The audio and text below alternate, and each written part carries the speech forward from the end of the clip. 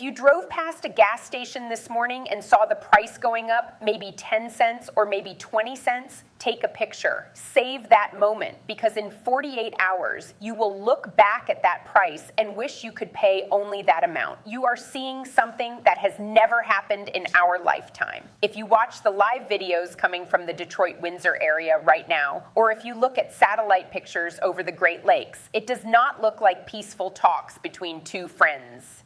It does not look like a simple trade argument. It looks like a breakup, and it looks like one side is holding the other hostage. For the first time in recent history, the President of the United States is not the one in control. Donald Trump thought he could push hard and force a better deal. He thought he could block a very important $9 billion trade route, the Gordie Howe International Bridge, and make Canada give up. It was a typical tough guy move. It was noisy. It was bold. It was made for the TV cameras. He wanted everyone to see a picture of American power, but he made a big mistake, a very bad one. He forgot who puts gas in the cars in Michigan. He forgot who keeps the electricity running in New York. He forgot that the jet fuel at O'Hare Airport does not come from Texas. It comes from Alberta. Mark Carney did not yell. He did not go on TV and promise big anger or destruction. He did not post angry messages online at 3 a.m. He just made one small, quiet change to a pipeline plan, a simple paperwork update, and now the whole American Midwest faces a serious energy problem that could make your gas prices 3 times higher before the weekend ends. We are going to go step by step through what happened in the last 24 hours. We are going to explain why the White House is in complete panic behind closed doors right now, and why this one action by Canada signals the end of the American time as you know it. This is not only about gas. This is about who has power. And for the first time, the power has moved north. To understand why your money is about to hurt, you need to know what started it. You need to go back to yesterday afternoon at 2 p.m. Eastern Time. That is when Donald Trump signed the executive order. The words of the order got out almost right away. It ordered an immediate stop for national security reasons on the final approval to operate the Gordie Howe International Bridge. Now, if you do not live near Detroit, you might not know how important this bridge is. This is not just a road over a river. This is the most important piece of equipment in the whole North American economy. It is the $9 billion connection that was meant to fix problems in moving goods. It is the backup plan for the entire car-making business. Trump's reason was all about politics. He said Canada was not checking cargo well enough for illegal items and unfair Chinese parts getting into the U.S. market. But let's be honest, this was not really about cargo. This was about gaining advantage. He sent government agents to block the entrance roads on the Detroit side. He told them to put concrete blocks on the highway. He wanted a big show. He wanted to prove to his supporters that he controls the border, that he decides who comes into America's strong place. It was a plan to hurt Canada's economy badly. The idea was simple: block the bridge, make people in Ontario scared, ruin Canada's factories for a week, and make Prime Minister Mark Carney come to Washington begging with his hat in his hand to open the bridge. Trump wanted a picture of Canada giving up. He wanted to look like the winner, but he did not get a surrender. He got quiet. For 6 hours, Ottawa said nothing. The Prime Minister's office stayed silent. No news conference, no mad words from the foreign minister, no announcement of payback taxes. The news channels in the U.S. were puzzled. They expected loud complaints. They expected a battle. Then, at 8 p.m., everything changed. Sensors on the ground for the Enbridge Line 5 and Line 78 pipelines These are the huge steel pipes that carry thick Canadian crude oil under the Great Lakes to refineries in Toledo, Detroit, and Sarnia started showing red alerts. The oil did not stop completely. Stopping it all would be like starting a war. It would break old agreements from many years ago. Carney is too clever for that. Instead, the flow slowed down a lot. Canada said they were doing an emergency safety check on all cross-border energy lines. The official words from Ottawa were very smart. They talked about serious worries over how stable the American border was and the need to protect important equipment from possible unrest. Do you see what they did? They used Trump's own mess as their reason. They basically said, since you are causing trouble at the border, we must check if our pipes are safe. The result is that the crude oil American refineries need to make gasoline, jet fuel, and diesel is now stuck north of the borderline. Trump blocked a bridge for trucks. Carney blocked the fuel that lets those trucks run. You might wonder, can they really do that? Is it allowed? Let's check the facts because the numbers are true, even if politicians lie. We looked at data from the Energy Information Administration. See how much the Midwest depends on Canadian oil. It is huge. It is not 10%. It is not 20%. In states like Ohio and Michigan, almost 70% of the crude oil going into their refineries comes from Canada. These refineries are made specially for heavy Canadian crude. It is a fact of chemistry. You cannot quickly change them to use light oil from Texas. You cannot just send a ship from Saudi Arabia to Detroit. The location does not allow it. Pipelines are the only real way. When the flow gets lower, refineries must cut production right away. They must save what they have. We have video from the Ambassador Bridge this morning taken by a drone at 6 a.m. You need to see it to understand how big it is. The line of trucks stretches 14 miles. That is not normal traffic. That is like a heart attack for the economy. Those trucks carry food, they carry medicine, they carry the exact parts Ford and GM need right now to make cars. Trump's block on the new bridge has scared the shipping companies. They are afraid of getting trapped.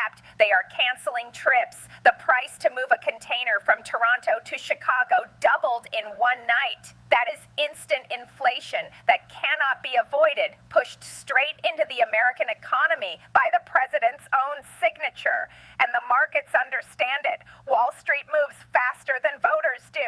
The second the news about the safety check came out, the future prices for RBOB gasoline shot straight up. It did not just rise a little, it jumped high. Traders know what it means. They know Midwest fuel supplies are already very low because of the time of year. If this check lasts 3 days, you will see a 50-cent increase at the pump. If it lasts 2 weeks, you will see shortages. You will see signs saying no gas in Ohio, Michigan, and Pennsylvania. You will see limits on buying. And here is the key proof.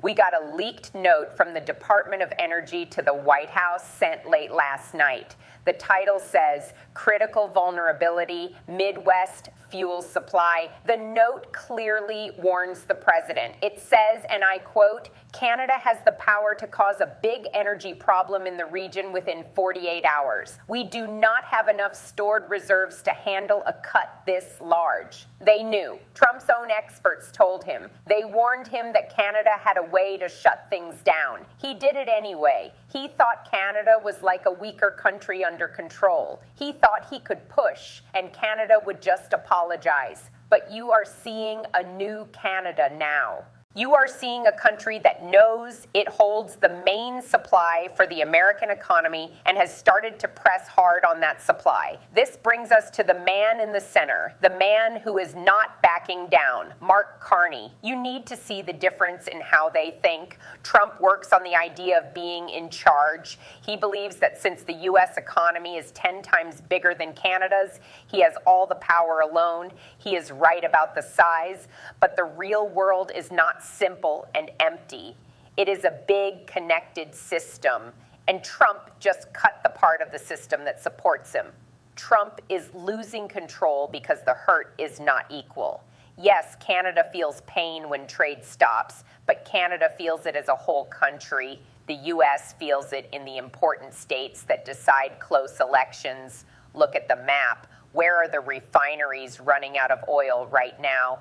Ohio, Michigan, Pennsylvania, Wisconsin. These are not just any states. These are the states that pick who wins elections. These are the states Trump needs to keep his supporters strong.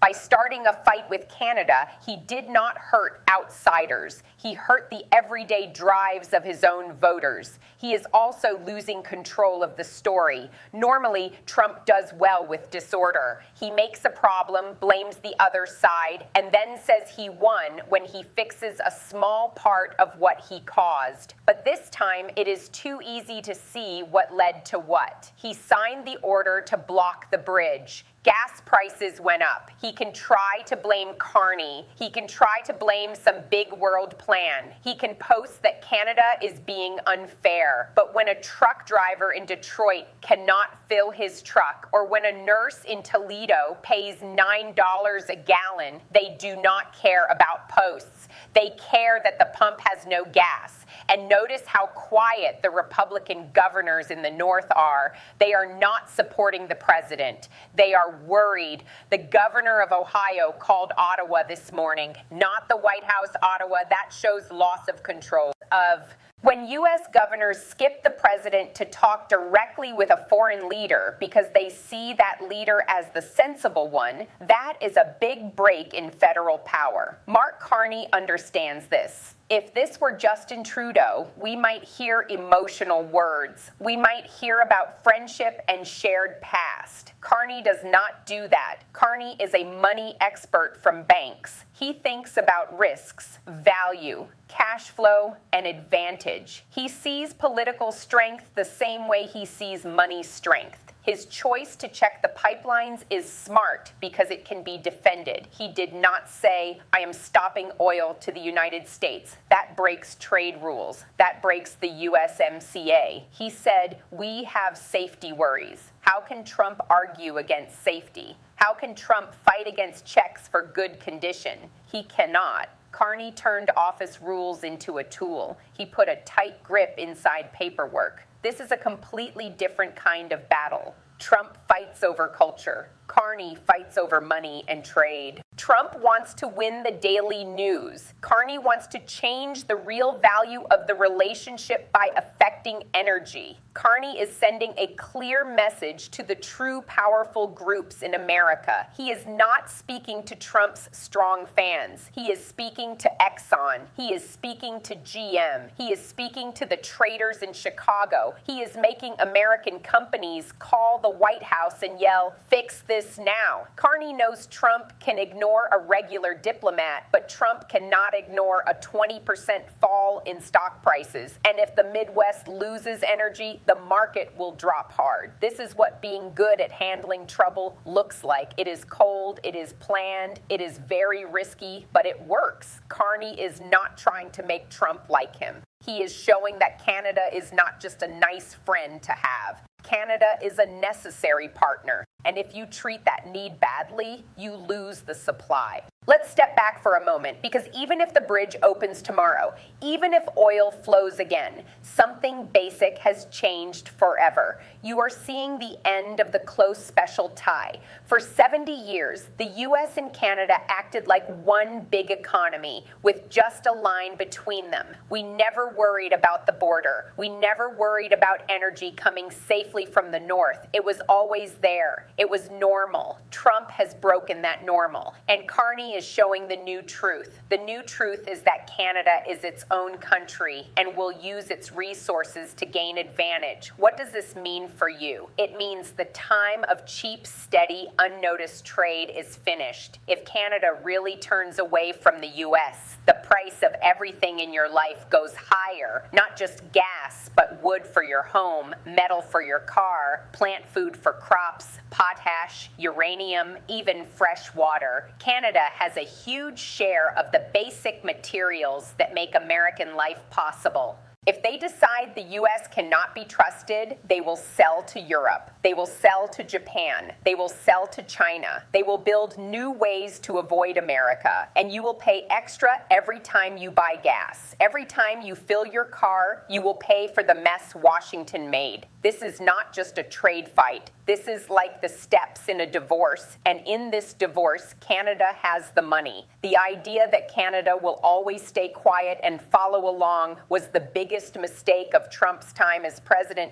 And you are watching that mistake get fixed right now on the gas price board near your street. So what happens next? We are in a risky place. There are three possible ways this ends. Scenario A is the quiet back down. Trump sees he stepped into danger. He never admits he is wrong. So he will say he won on something small. Maybe he says Canada agreed to new checks or better lights on the bridge. He quietly opens the roads again. Carney ends his check and oil flows. Prices calm down, but the trust is broken. The harm is done. This is the most likely way, but it makes Trump look weaker than ever. Scenario B is more fighting. Trump pushes harder. He sees gas prices rising, and his pride cannot take the shame. He takes Canadian property. He threatens full taxes on everything. If he does that, Carney will not just slow oil, he will stop it. He will use emergency rules. The Canadian money might drop, but the U.S. goes into hard economic trouble right away. This is the destroy everything way. Scenario C is big companies step in. American bosses, scared of the mess, push the Republican Senate to act. They threaten to stop giving money. They speak against Trump openly. This would end Trump's hold on his party. But here is the frightening part. Leaders usually calm things down. Leaders usually find a way out. Trump does not find ways out. And Carney has decided he is finished being polite. We are looking at a dangerous game where one side drives wild in a big truck and the other controls the stoplights. And right now, all the lights are turning red. This is the new world. It is harder, it costs more, and it breaks easier. Trump blocked a bridge to show he was strong. Instead, he showed America's weak spot. He showed everyone that without Canada, America's machine starts to fail. Carney did not begin this fight, but he is ending it. And he is doing it by hitting the one thing Trump cares about most, the economy. The question you need to ask is this: do you think Mark Carney is just pretending, or are we about to see what North America looks like when the power really goes off? I want to hear what you think. Is this an important stand for Canada, or is Carney taking a big risk? Leave your comment below and subscribe, because the news moves faster than TV can follow. And you need to know what happens when the gas pumps go empty. I'll see you in the next one.